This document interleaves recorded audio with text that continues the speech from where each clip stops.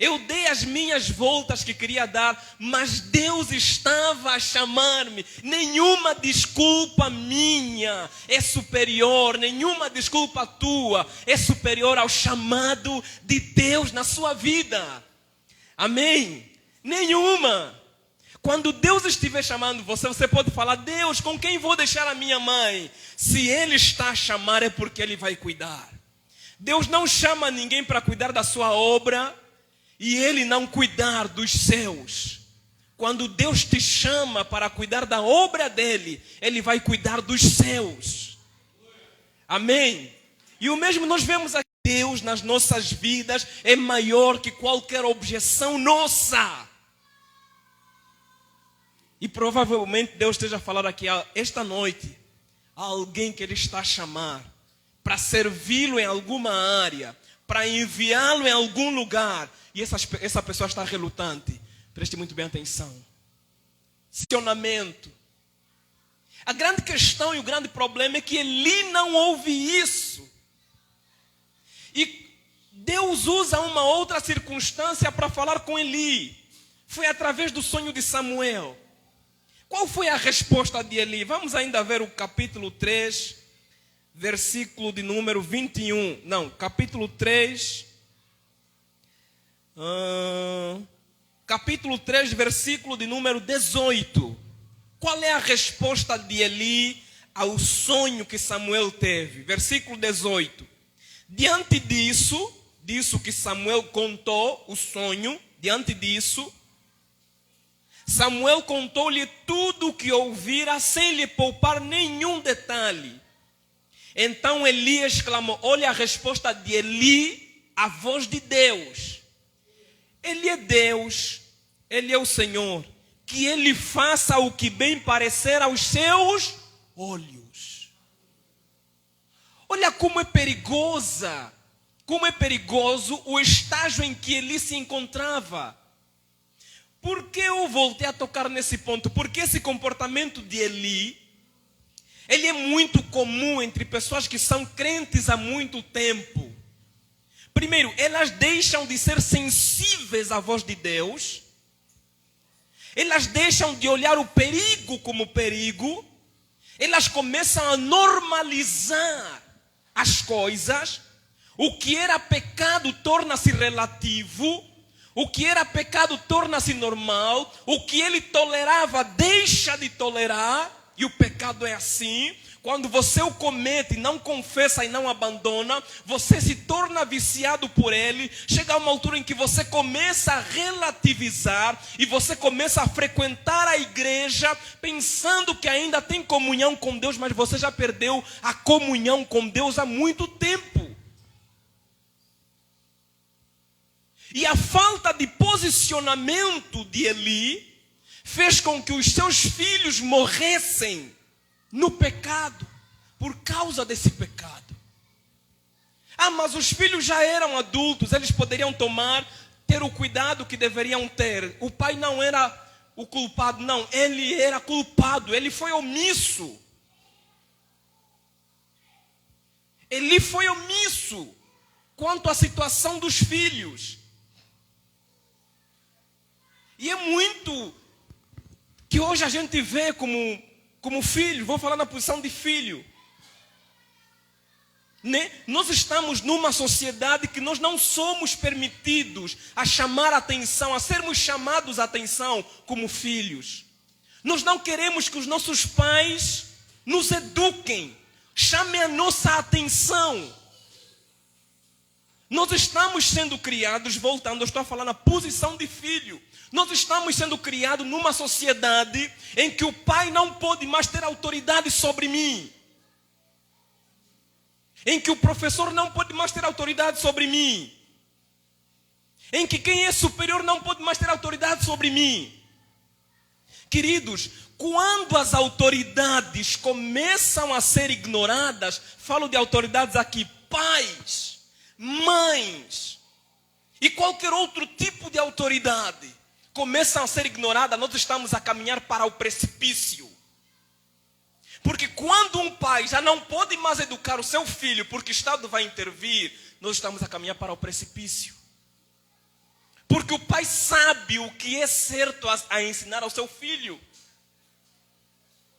E existem, infelizmente, hoje pais que eles são bons pais fora de casa, mas dentro não são bons pais. Se você conversa com o filho para perguntar que tipo de pai é que você tem, você vai ouvir as podridões que o pai é dentro de casa. Então Eli é um mau exemplo de pai que nós encontramos aqui. Eli é um pai que eu não gostaria de ter. Sinceramente não. E eu não sei qual é a imagem que você tem do teu pai. Se é alguém que você gostou de ter ou alguém que você não gostaria de ter tido como pai. Não sei. Porque Eli, enquanto os seus filhos estavam se desviando, ele estava lá cuidando de Samuel. Ele teve sucesso com o filho do outro e não teve sucesso com seu próprio filho. E eu quero falar aqui de uma coisa muito importante. Sabe, é muito fácil nós orarmos por avivamento aqui na igreja, por exemplo.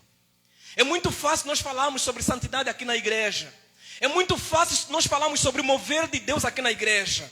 Mas sabe onde é que acontece o verdadeiro mover de Deus? É na nossa casa. Onde é que acontece o verdadeiro mover de Deus? É no relacionamento com a pessoa com a qual dividimos o mesmo teto. É aí que acontece o verdadeiro mover de Deus. Você quer ver um coração avivado? Pergunta como ele é em casa. Não pergunte como ele canta na igreja. Pergunta como ele é em casa. Quer ver um coração avivado? Não pergunte como eu prego aqui. Pergunte como eu cuido da minha esposa em casa. Então não adianta ter sucesso na igreja, instruir os outros na igreja, mas ser um fracassado em casa. Não adianta eu vir aqui querer trazer uma mensagem toda embelezada, avivada, que eu ouço os vossos glórias a Deus, mas quando a minha esposa está aí ouvindo o que eu prego, ela fica, meu Deus dos céus, que marido maravilhoso é esse, que eu não consigo achá-lo em casa. E eu confesso que hoje meu desafio é esse. Quando eu era solteiro, não tinha quem poderia vigiar a minha pregação entre a casa e a igreja. Mas hoje tem. E tudo que eu tento trazer no púlpito, eu me preocupo em saber se já apliquei na minha vida e se a minha esposa concorda com o que eu vou pregar. Concorda em que sentido? Para que não tenha disparidade no tipo de marido que eu sou e no tipo de pregador que eu sou. Antes de ser pregador, eu devo ser marido. Então você não pode confundir o sucesso ministerial e o sucesso doméstico. O sucesso doméstico deve anteceder o ministerial. Porque o ministerial deve ser consequência do doméstico. Não o contrário. Não o contrário. Imagina que eu estar aqui, mostrando que estou avivado, orando em línguas, fazendo piruetas na igreja, girando, pulando. Mas a pessoa com quem eu divido o teto olha para mim e fala, meu Deus, o que é isso? Que homem é esse? Então Eli é aquele tipo de pai que eu não gostaria de ter. Porque ele não soube ser pai. Ele teve, Ele teve dificuldades ao administrar isso. Então, nós vimos aqui no versículo 18 uma resposta que ele dá diante da voz de Deus. Eu disse que Deus não queria logo aplicar o castigo, a repreensão. Deus estava trazendo uma instrução pedagógica. Eli, eu vou remover você. Eli recebe a profecia, ele reage normal, como se nada tivesse acontecido. Ele recebe a visão que Samuel teve, a conversa que Samuel teve com Deus. Samuel conta tudo sem ocultar uma vírgula. E ele responde no versículo 18. Ele é Deus, que ele faça bem o que parecer aos seus olhos. Uau! Que resposta fria, né? Que resposta fria. Como é que Eli chegou nesse estágio? Ele chegou nesse estágio normalizando os erros. olhando para as coisas como normais. Vamos caminhar, vai dar certo. Vamos resolver isso de outro jeito. Pois a gente ora, a gente resolve. Ele foi normalizando as coisas. Então, a comunidade, ela começou a adoecer. Ela começou a ter problemas sérios. E quando eles começam a ter problemas sérios, em que o próprio líder não estava mais preocupado com isso, os filhos estavam a desviar inclusive as ofertas. Pior, se você olhar para o capítulo 3, o capítulo 2, do versículo 12. O versículo 12 primeiro diz assim, capítulo 2, versículo 12. Entretanto, os filhos de Eli eram ímpios. Eu não sei como diz a tua versão aí. Tem alguma outra versão aí? Filhos de Belial. Não se importavam com o Senhor. Tampouco cumpriam corretamente os tradicionais deveres de sacerdotes para com o povo. Assim, sempre que alguma pessoa oferecia sacrifício, eles desviavam o sacrifício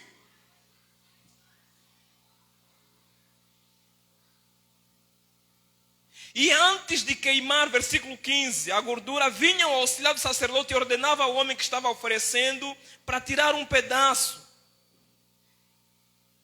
E além desses pecados de estar a administrar mal as coisas do templo, eles se deitavam com as mulheres que vinham ofertar. Olha a gravidade do pecado desses filhos. Eram os próprios líderes cometendo essas aberrações. Aí o pai é chamado a atenção e ele não reage. Ele olha simplesmente e não faz nada.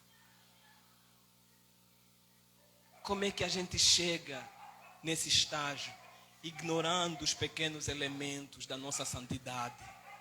Como é que a gente chega a não ser sensível à voz de Deus, ignorando? Então tudo isso, queridos, adoeceu a comunidade. Tudo isso adoeceu os filhos de Israel. Tudo isso trouxe pecado. Trouxe um ambiente de religiosidade muito grande, a tal ponto de não reconhecerem quando é que eles eram os culpados e acusarem a Deus. Houve um período que eles saem para a luta. O capítulo 4. Eles saem para a luta com os filisteus, só que eles perdem. E o que acontece quando eles perdem? O capítulo 4, versículo 3. Olha o erro grave. Quando eles perdem, eles dizem assim, né? Avançando mais um pouquinho no versículo 3. Por que fez o Senhor que fôssemos feridos e vencidos pelos filisteus? Ou seja, os culpados da derrota não eram eles. Era quem? A mesma desculpa que nós vemos em Gênesis no jardim. Eles não queriam assumir o erro. Não.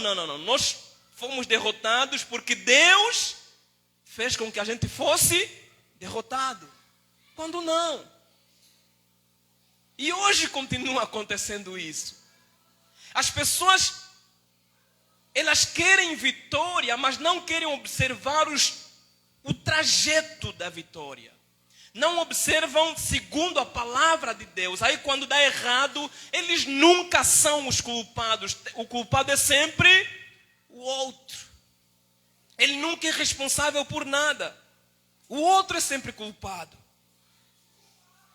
E o que eles fazem quando eles perdem a batalha? Capítulo 4, do versículo 3 ao versículo 8. Eles conversam com os líderes e vão buscar o quê? A arca. Olha o perigo. O que eles precisavam fazer quando perdem a batalha? Ir diante do Senhor, arrepender-se, confessar que pecaram e abandonar os seus pecados. Mas não. Eles foram buscar o quê? A arca. E o que é a arca? A arca representava, olha para a palavra, representava a Deus. A arca não era Deus. A arca era uma representação de Deus no meio do povo. Quem você busca quando as coisas estão erradas? As representações de Deus ou o próprio Deus? Eles foram buscar a arca. Quando eles vão buscar a arca, eles fazem um movimento tão grande que os filisteus ouvem que a arca veio no meio do povo. Aí eles começam a ficar o quê? Amedrontados. Só que eles se esqueceram que diz a Bíblia em Isaías capítulo 59, versículo 2. Que diz que os vossos pecados fazem separação entre... Os nossos pecados fazem separação entre nós e Deus. Então os pecados que o povo cometeu, eles criaram a separação entre Deus e o povo. Amém? Então quando eles vão buscar a arca, eles apenas intimidam o adversário. Queridos, as representações de Deus, a Bíblia na mão, o vestuário decente, o violão na mão, por exemplo, ou qualquer outra coisa que dê a entender ao mundo que você é cristão, não podem ser mais relevantes do que a presença de Deus. Qual é o erro que esse povo cometeu? Olhar para a arca como solução ao invés de olhar para o próprio Deus como solução. A arca é importante? É, mas não era prioritária naquele instante. A Bíblia na mão é importante? É, ele é a palavra de Deus, mas ela não confessa os nossos pecados. Então existem elementos que a gente precisa entender, que eles fazem parte da nossa comunhão com Deus, mas não são prioritários. A prioridade em tudo isso é a nossa comunhão com Deus, que também pode se dar através desses elementos, Bíblia, através da decência e através de todos os cuidados que nós devemos ter em volta de nós mesmos. Então a comunhão com Deus deve ser prioridade, mas eles não entenderam isso. Eles foram buscar a arca quando eles tinham que se arrepender. Eles foram buscar a arca. E tudo isso trouxe doença. Eles amedrontaram o povo com o barulho que fizeram. Queridos, Deus não está preocupado com a sua aparência. A prioridade de Deus não é a sua aparência. A prioridade de Deus é o caráter. Tem gente que quer mostrar que é crente, mas é podre por dentro. Tem gente que quer mostrar que é saudável, mas está doente. Não está saudável, está doente. Tem gente que quer mostrar todos os domingos que frequenta a igreja com Bíblia na mão, mas ao longo da semana é pior do que quem não frequenta a igreja. E nós estamos muito preocupados com o que as pessoas vão dizer em primeira mão. Não. O que mais importa primeiro é o que Deus sabe sobre nós. Em segundo, com certeza, o que a comunidade sabe sobre nós. E nós não conseguimos e não podemos moldar o nosso caráter, a menos que seja pela palavra. A menos que seja pela comunhão. Irmão, eu quero moldar o meu caráter. A única receita que eu lhe dou é: tenha comunhão com Deus. Isso é o fundamento. No trânsito, quem você anda enganando com a tua aparência no shopping, quem você anda enganando quando ninguém mais aqui está presente, quem você anda enganando com aparência. E o diabo nos conhece, ele conhece as nossas trajetórias, ele não está preocupado com a nossa aparência. O mínimo que ele pode fazer é nos influenciar a usarmos a nossa aparência como se tudo estivesse bem, quando não. Os filhos de Israel queriam enganar os filisteus de que estava tudo bem, mas não estava, queridos. Não estava tudo bem. Os nossos inimigos, eles podem sentir-se amedrontados, mas eles não serão vencidos se nós ignorarmos o princípio de que a aparência é importante, mas ela não deve anteceder o caráter saudável de quem tem a aparência.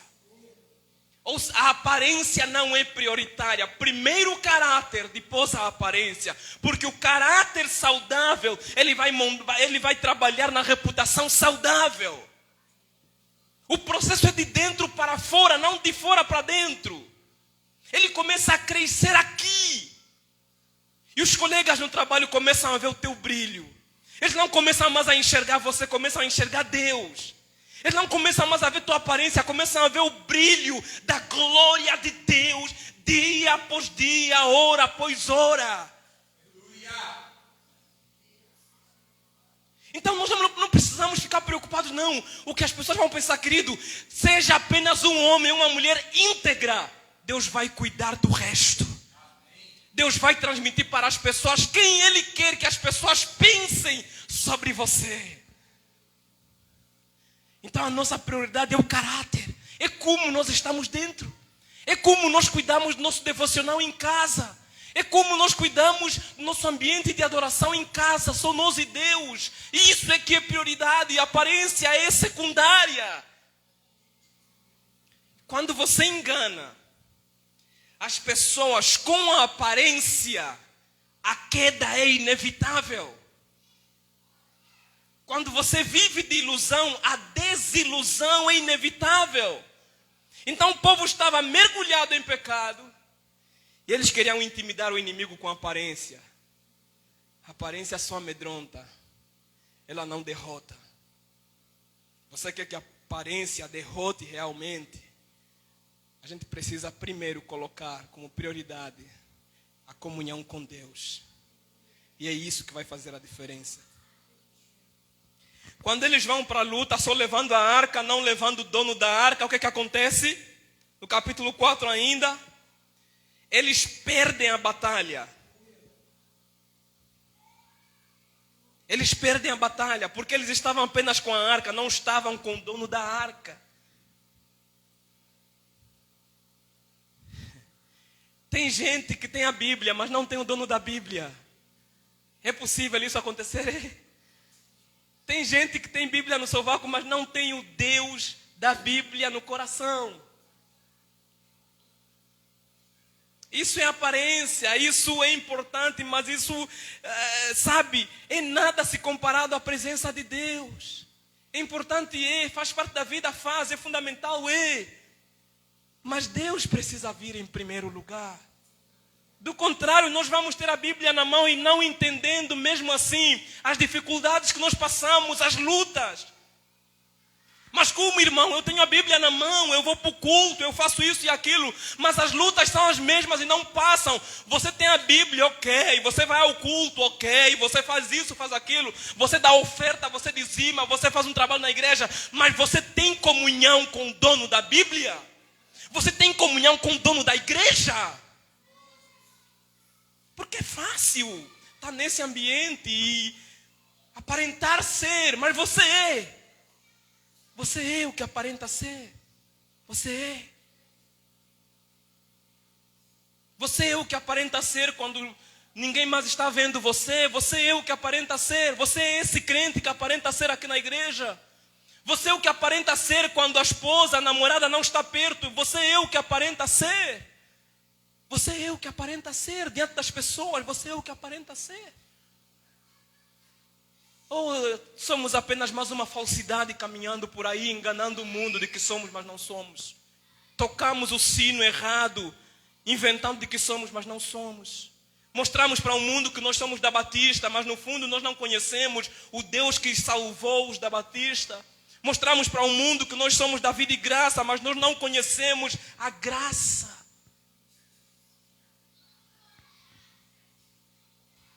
E esse povo estava doente. A comunidade de Israel estava doente. Só que no meio disso tudo, Deus é tão misericordioso que Eli não consegue ouvir a repreensão de Deus. E Deus estava levantando uma outra pessoa, que era Samuel. Então aqui, existiram elementos que Deus precisou usar Samuel para trazer e tornar a comunidade, os filhos de Israel, para o nosso contexto e tornar a igreja saudável.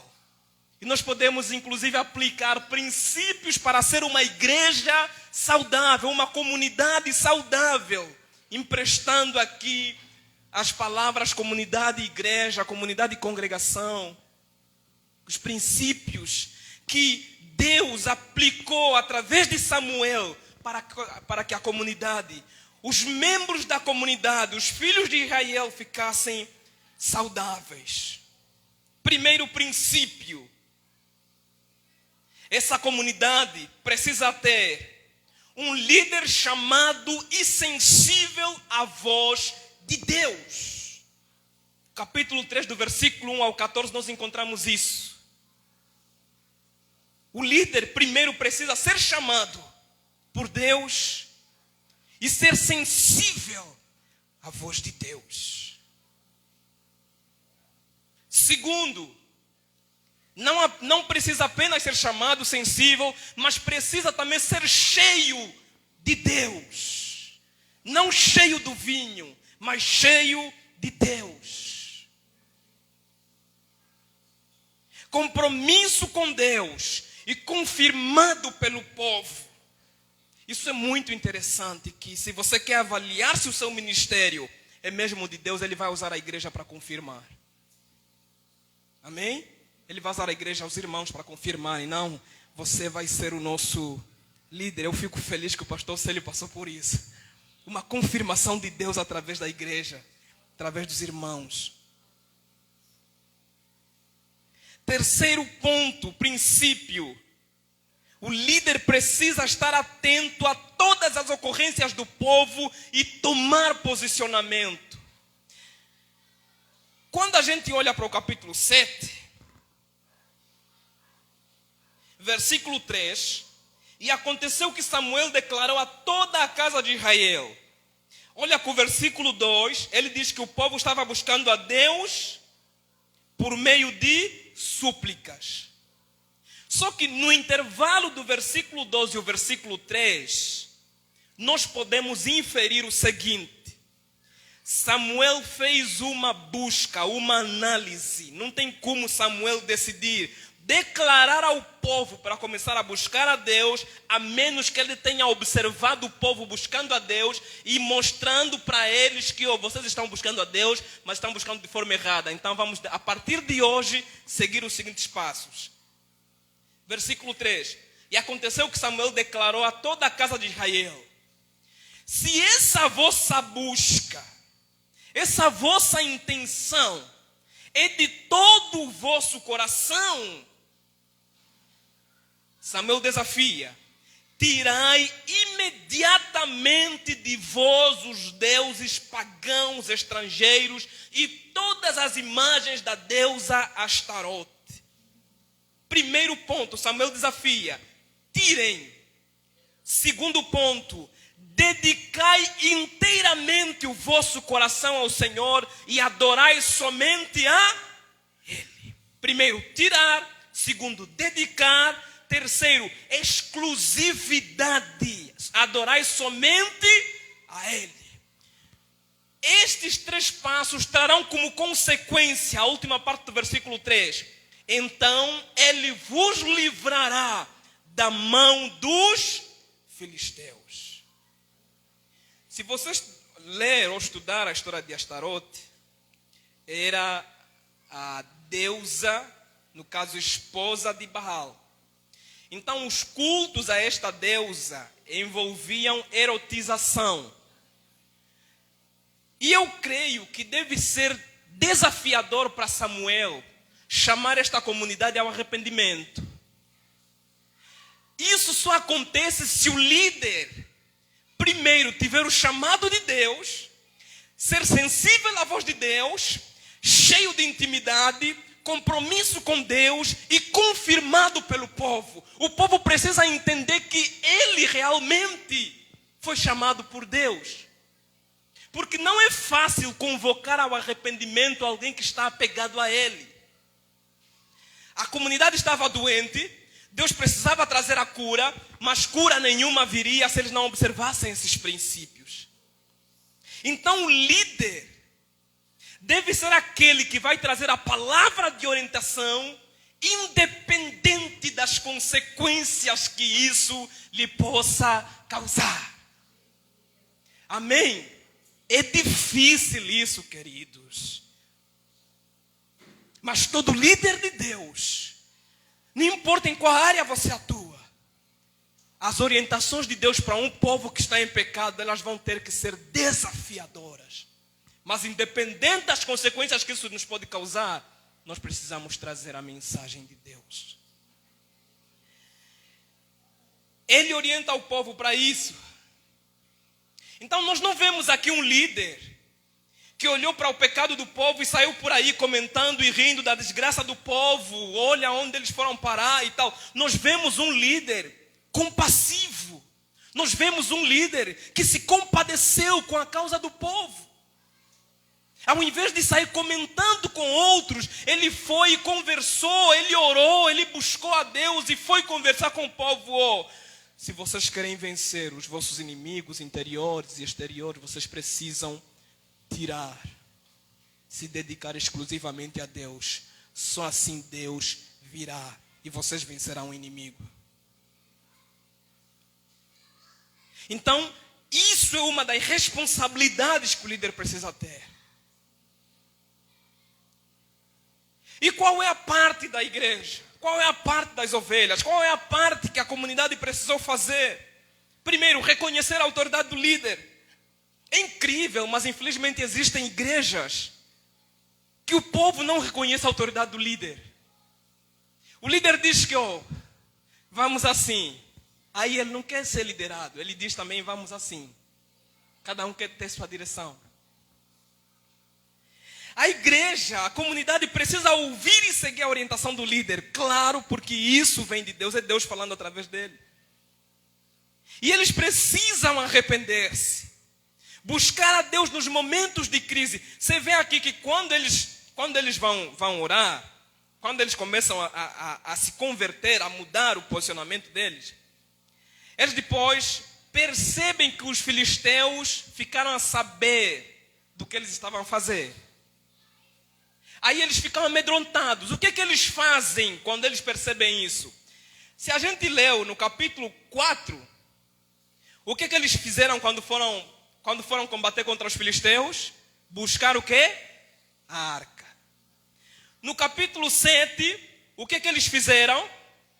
Versículo 8. Quando perceberam que os filisteus ficaram a saber da notícia, versículo 8. Correram para quem? Versículo 8. 7, 8. Correram para Samuel. O que fizeram quando correram para Samuel? Lhe rogaram: Samuel, não cesses de invocar o nome do Senhor nosso Deus, para que Ele nos salve das mãos dos filisteus.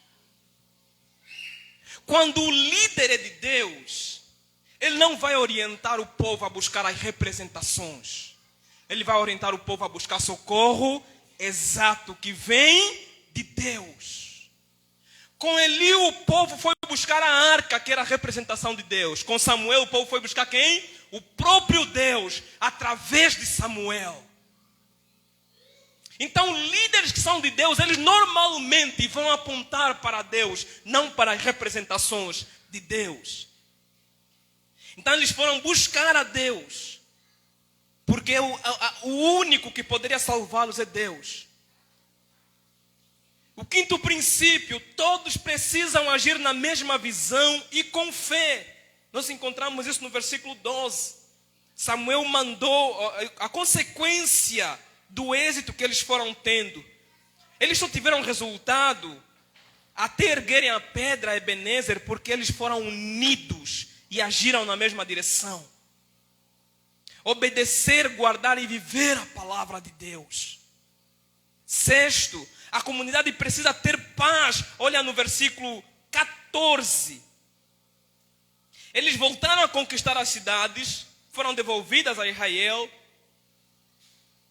conseguiram libertar todos os territórios vizinhos e eles conseguiram ter paz com os vizinhos. Queridos, nenhuma comunidade ou igreja é saudável enquanto mantém conflito com os vizinhos. Não existe isso. Porque se a comunidade é saudável, nós presumimos que ela tem paz. E se tem paz, os vizinhos vão ser contaminados. Isso você pode aplicar tanto na vida da comunidade quanto na vida individual. Você não pode ter paz dentro de casa e ter guerra com os vizinhos. Não acontece isso. A paz do Espírito Santo, ela é contagiante. Amém? Ela é contagiante e visível. Ela não pode se ocultar. É o que a Bíblia fala no Novo Testamento. Que não dá para colocar uma candeia debaixo da mesa. Ela vai causar incêndio. Então, se você tem paz, você tem o fogo do Espírito Santo, você tem a luz de Deus, não se esconda. Vai causar incêndio, vai causar problemas sérios. Saia e ilumine o mundo, se expanda. Tenha paz com os próximos. E no meio de tudo isso, para trazer a saúde, qual é a parte de Deus? É o que o Salmo 51 fala, no versículo 17. O povo estava arrependido, ele buscava a Deus. E o que acontece quando o povo está arrependido? Há um coração contrito e quebrantado, o Senhor não despreza. Então tem 3 responsabilidades para termos uma comunidade saudável. Primeiro tem o líder, segundo tem o papel do povo e terceiro com certeza tem a resposta de Deus. Que Ele não se silencia, não se cala quando o povo o busca com todo o coração, assim como Samuel desafia a partir do versículo 3. O arrependimento e o abandono do pecado, o arrependimento e o abandono do pecado, eles estabelecem, mudam o nosso relacionamento com Deus. O que nós podemos tirar de aplicação nesse texto? Primeiro, os líderes precisam e devem mostrar o caminho e desafiar o povo, independente das consequências que lhes possa trazer. Segundo, liderados tementes ouvem a voz do líder e reconhecem nela Deus falando.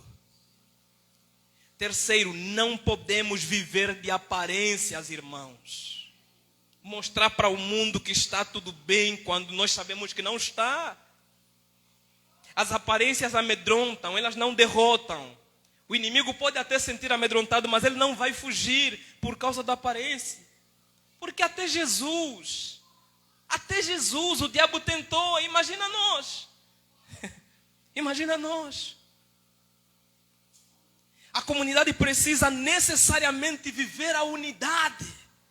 Que essa comunidade aqui, Israel, só teve sucesso quando eles se uniram.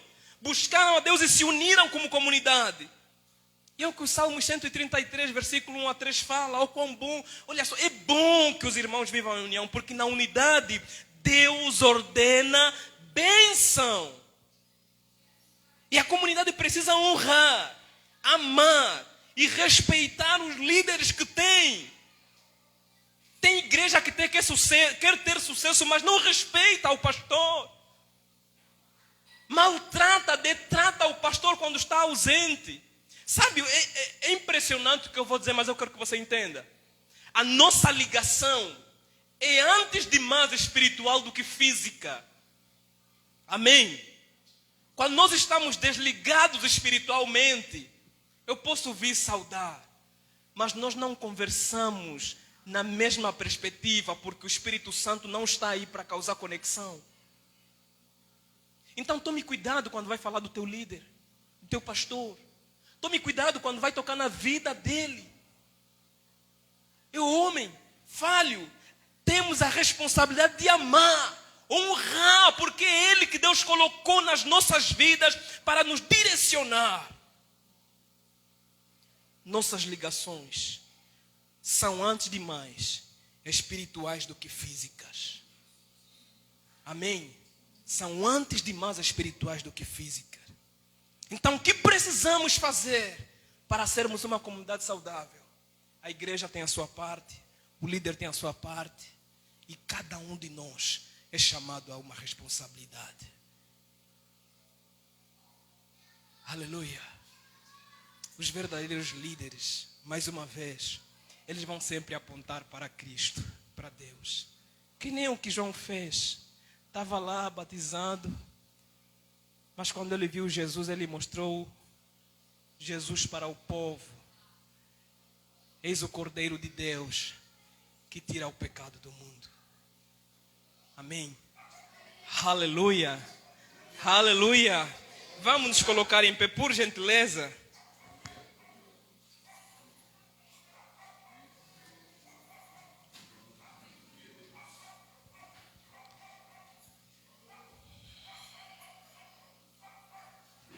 Nós queremos ser uma comunidade saudável, uma comunidade relevante, uma comunidade que realmente vai impactar o mundo, que não apenas vai pregar, mas vai trazer Deus para as pessoas. Se olharmos para esse capítulo de Samuel,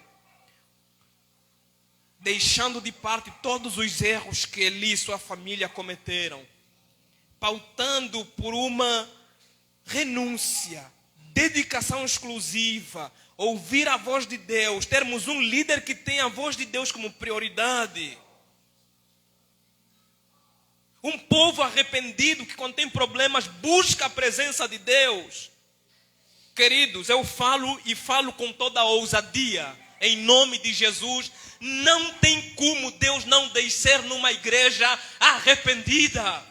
Não tem como não ter saúde espiritual e física numa igreja que se arrependeu e reconhece a sua liderança, teme ao Senhor, o busca nos momentos de aflição.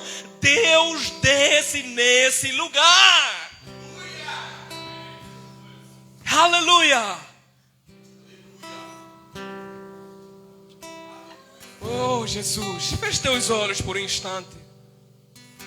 Por favor.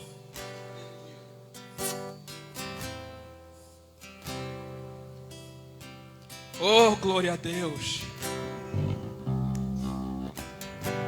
A gente vai cantar uma parte daquela canção, que ele cresça. E peça a Deus que ele cresça em você. Nós vimos que um dos perigos dessa comunidade aqui era a aparência. Eles queriam aparentar ser e não ser. Queridos, nós não precisamos primeiramente aparentar, nós precisamos ser, porque o aparentar vem de dentro para fora. Oh, Jesus.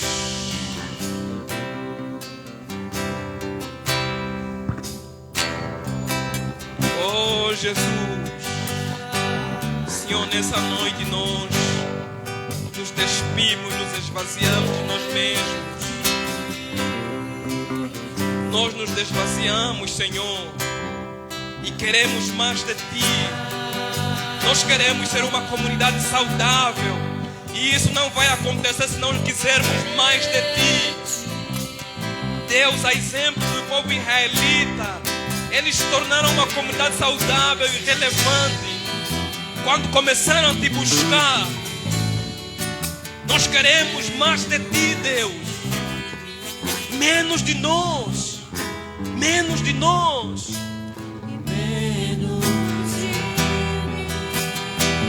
Menos de nós, Senhor. Mais de Ti. Mais de Ti.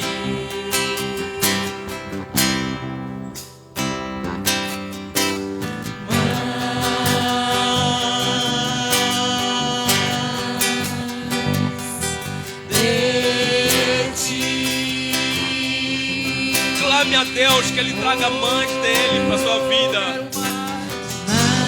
Espírito Santo, desça nesse lugar. Espírito Santo, desça nesse lugar. Nós queremos mais de Ti, Senhor. Nós queremos mais de Ti. Menos de nós, Senhor.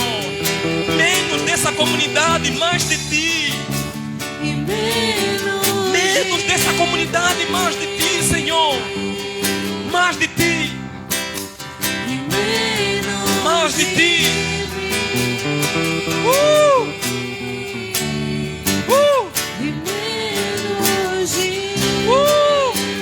Que Ele cresça mais alto, que Ele cresça mais alto, que Ele cresça e eu diminua, que Ele apareça, que eu me constranja com a sua glória e todo o seu amor, infinita humildade, servo de todos os irmãos. E Ele cresça, Senhor, cresça nessa comunidade, cresça nessa região, cresça nas nossas vidas, cresça, apareça, apareça, apareça, apareça, apareça, apareça, Senhor, apareça, todo seu amor, em nome de Jesus, apareça, apareça, apareça, em nome de Jesus, apareça. eu diminuo, que Ele apareça, E eu me constranja com a sua glória e todo o seu amor, infinita humildade, servo de todos. aleluia, amém. Dê uma salva de palma bem forte para Jesus, mais forte ainda, aleluia. Glória a Deus, Senhor, glória ao Teu nome, Pai. Cresça nesse lugar, cresça nas nossas vidas, cresça, apareça, apareça, Espírito Santo de Deus. Torna-nos uma comunidade relevante, saudável, em nome de Jesus.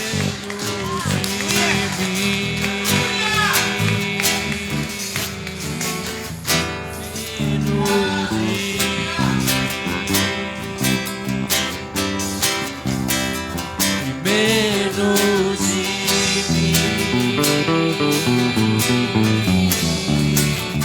menos de mim, que Ele cresça, que eu diminua, que Ele apareça, que eu me constranja com a sua glória e todo o seu amor, infinita humildade, servo de todos os irmãos. Que Ele cresça, que eu diminua, que Ele apareça, que eu me constranja com a sua glória e todo o seu amor, infinita humildade, servo de todos os irmãos. Sabe, gente, diante de uma palavra tão maravilhosa, eu acho que era por isso que naquele tempo Israel, por isso que o povo de Israel pedia para Moisés falar com eles, não Deus, né? Diante de uma palavra tão tremenda dessa, Deus, né, vem falar aos nossos corações. A minha vontade era de sair daqui correndo para casa. Mas Deus nos conhece e sabe o que nós precisamos, o que nós necessitamos. Deus nos conhece e sabe o que a gente precisa melhorar ainda. É por isso que Ele nos corrige. Por isso é que Ele é o nosso Pai. O nosso Pai é por isso que Ele nos corrige. É para que quando Ele vier nos buscar, Ele vai vir buscar uma igreja santa. Então Deus nos corrige, Senhor. Nos corrige mais. Somos os teus filhos. Somos os teus filhos. Muito obrigado, Senhor Deus. Muito obrigado. Nós te adoramos, Senhor. Cresça, que eu diminua, que Ele apareça, que eu me constranja com a sua glória em todo o seu amor, infinita humildade, servo de todos os irmãos. Obrigado, Deus. Obrigado, Pai, porque nós somos constrangidos por esse amor, Pai. Obrigado, Senhor, porque nós somos constrangidos, Deus, por esse amor que é incondicional. E nós queremos permanecer, Pai, nesse amor. Nesse amor, Jesus, que não cessa, que é o Teu, Senhor. Muito obrigado, Deus, porque o Senhor nos comprou com alto preço. E é como foi falado aqui, Senhor Deus, muito obrigado, porque quem nos coloca no caminho, na verdade, na vida, é o nosso papai. Nosso papaizinho, o Senhor Jesus, o nosso Deus, o nosso Senhor, o nosso Salvador. Muito obrigado, Jesus. Muito obrigado, porque mesmo o Senhor sentado no mais sublime trono, Deus, o Senhor está inclinado às nossas orações. Mesmo o Senhor sentado no mais sublime trono, o Senhor se inclina para nós, Senhor. O Senhor tem cuidado de nós. Muito obrigado, Jesus, pelas instruções. E nós queremos sim, Deus. Nós queremos te agradar, Senhor, de dentro para fora. Deus, que em nome de Jesus, cada um de nós venhamos te oferecer, te entregar tudo que temos e tudo que somos para a tua glória, Senhor. Que em nome de Jesus, Pai, nós venhamos nos entregar a Ti sem reservas, Senhor Deus. Sem reservas, que venhamos nos lançar, Deus. Nos lançar na Tua presença, Deus. Quebra toda a dureza que há no nosso coração, Senhor Jesus. Tira tudo aquilo, Senhor, que não Te agrada. O Senhor nos conhece, o Senhor sabe quem somos, Deus. Que em nome de Jesus, Pai, como foi ministrado aqui, que venhamos te honrar nas nossas casas, com os nossos, Deus. Que em nome de Jesus, quando o Senhor olhar para nós, Pai, o Senhor ache em nós verdadeiros adoradores, Deus. Aqueles que te adoram em espírito e em verdade. Aqueles, Deus, que é inteiros na tua presença. Nos ensine, Espírito Santo de Deus, dia por dia, a sermos íntegros a Ti, Senhor Deus.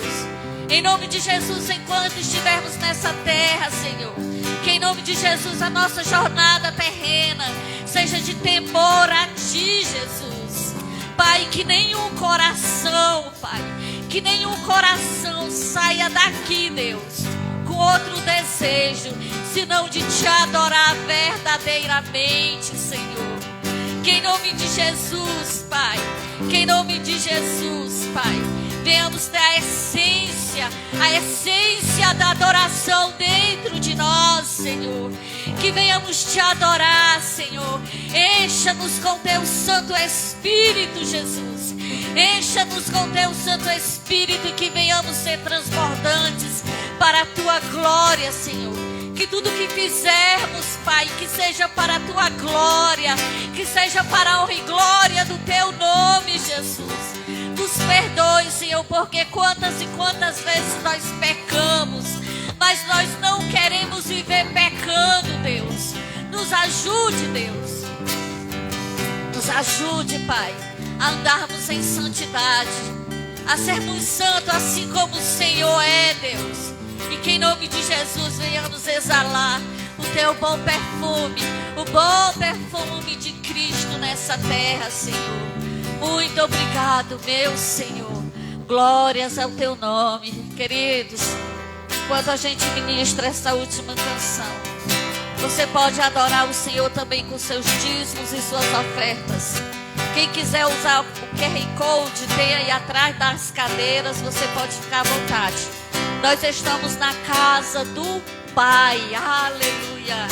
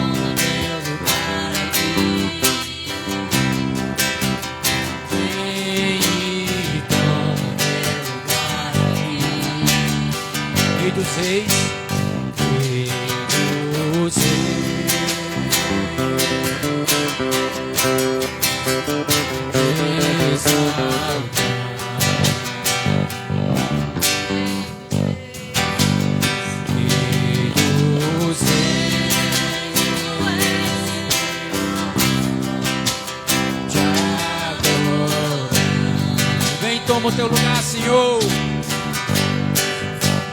Vem e toma o teu lugar aqui. Vem e toma o teu lugar aqui. Vem e toma o teu lugar aqui. Vem e toma o teu lugar aqui. Céus e terra se encontram, alinhando no seu plano.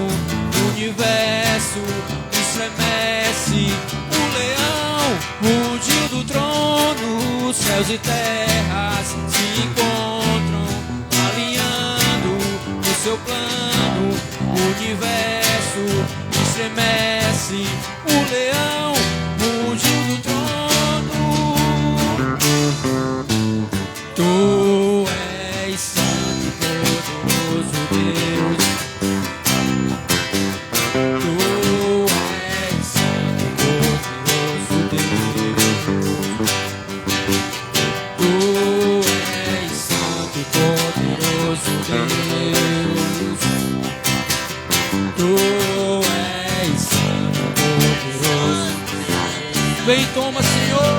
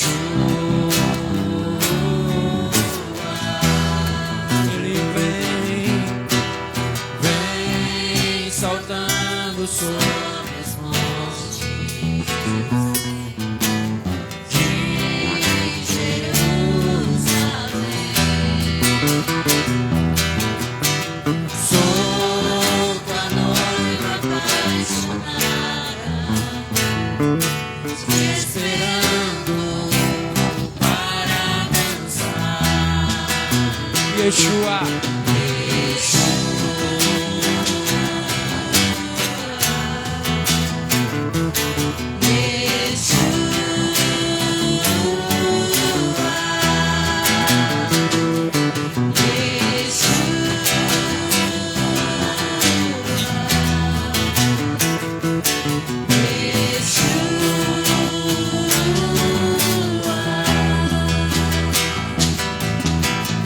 Vem saltando sobre os montes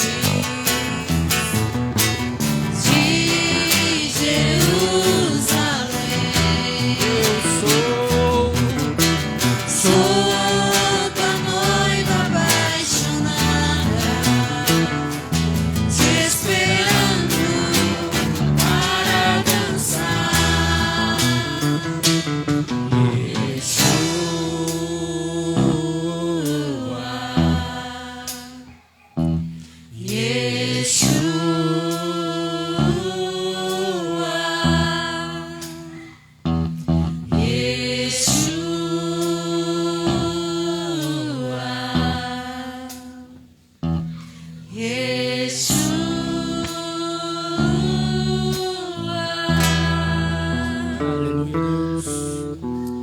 Aleluia. Aleluia, Deus. Tu és o nosso Yeshua, Jesus. Tu és o nosso Yeshua. Aleluia. Glória a Deus. Palavra abençoada, né? Toda vida que a gente olha para o Antigo Testamento, a gente vê Deus nos ensinando a amá-lo, a servi-lo e a obedecê-lo. Toda vida que a gente abre o Antigo Testamento, a gente vê Deus querendo que nós, como cristãos, venhamos estar na linha para adorá-lo, para servi-lo com integridade, com verdade.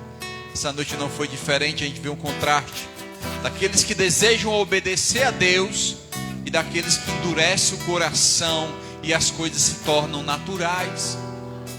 O desafio essa noite, meu amado, é que você não deixe que seu coração endureça e que as coisas ao teu redor, elas sejam coisas naturais.